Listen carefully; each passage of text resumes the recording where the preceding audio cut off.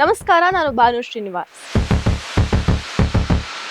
ತಮಿಳುನಾಡಿನಲ್ಲಿ super star Vijay CM ಆಗ್ತಿದ್ದಂತೆ ಪಕ್ಕದ Tollywood ನಲ್ಲಿ ಶುರುವಾಗ್ತಿದೆ ಮಹಾಕಂಪನ. ಇಷ್ಟು ದಿನ ಸೈಲೆಂಟ್ ಆಗಿದ್ದಂತ ಯಂಗ್ ಟೈಗರ್ ಈಗ ಸೋಷಿಯಲ್ ಮೀಡಿಯಾದಲ್ಲಿ ಸಖತ್ ವೈರಲ್ ಆಗ್ತಾ ಇದ್ದಾರೆ. ವಿಜಯ್ ಹಾದಿಯಲ್ಲಿ ಸಾಕ್ತಿದ್ದಾರಾ ಜೂನಿಯರ್ ಎನ್ಟಿಆರ್ ಅನ್ನೋ ಪ್ರಶ್ನೆ ಈಗ ಎಲ್ಲರಲ್ಲೂ ಮೂಡ್ತಾ ಇದೆ. ಬರೋಬ್ಬರಿ 100 ಕೋಟಿ ಮಾಸ್ಟರ್ ಪ್ಲಾನ್ ಹಿಂದಿರುವ ಅಸಲಿ ರಹಸ್ಯವಾದ್ರೂ ಏನು? ದಕ್ಷಿಣ ಭಾರತದ ಚಿತ್ರರಂಗದಲ್ಲಿ ಈಗ ರಾಜಕೀಯ ಗಾಳಿ ಜೋರಾಗಿನೇ ಬೀಸ್ತಾ ಇದೆ.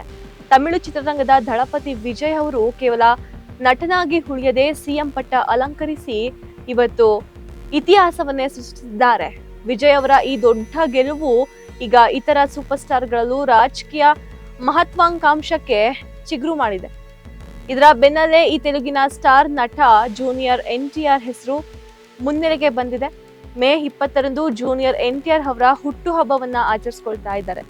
ಈ ಬಾರಿ ಇದು ಕೇವಲ ಹುಟ್ಟುಹಬ್ಬ ಸೆಲೆಬ್ರೇಷನ್ ಆಗಿ ಉಳಿದಿಲ್ಲ, ಬದಲಾಗಿ ತಮ್ಮ ಅಭಿಮಾನಿ ಸಂಘಗಳಲ್ಲಿ ನೆರವಿನೊಂದಿಗೆ ಬರೋಬ್ಬರಿ 100 ಕೋಟಿ ರೂಪಾಯಿ ಮೌಲ್ಯದ ಸೋಷಿಯಲ್ ವೆಲ್ಫೇರ್ ಫಂಡ್ ಅನ್ನು ಸ್ಥಾಪಿಸಲು ಎನ್ಟಿಆರ್ ಮುಂದಾಗಿದ್ದಾರೆ. 2 ತೆಲುಗು ರಾಜ್ಯಗಳಲ್ಲಿ ಈ ನಿಧಿಯ ಮೂಲಕ ದೊಡ್ಡ ಮಟ್ಟದ ಸಾಮಾಜಿಕ ಕಾರ್ಯಗಳಿಗೆ ಇವರು ಕೈ ಹಾಕಲಿದ್ದಾರೆ.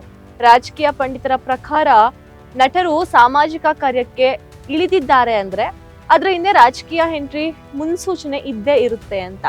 ವಿಜಯ್ ಕೂಡ ತಮ್ಮ ಸಂಘಟನೆಯ ಮೂಲಕ ಹೀಗೆಯೇ ನೆಲಮಟ್ಟಕ್ಕೆ ಕೆಲಸ ಮಾಡಿ ಇವತ್ತು ಸಿಎಂ ಆಗಿದ್ದಾರೆ.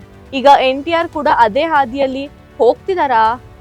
ನಿಮ್ಗೆ ಗೊತ್ತಿರ್ಲಿ, ಎನ್ಟಿಆರ್ ಅವರಿಗೆ ರಾಜಕೀಯ ಹೊಸದೇನಲ್ಲ.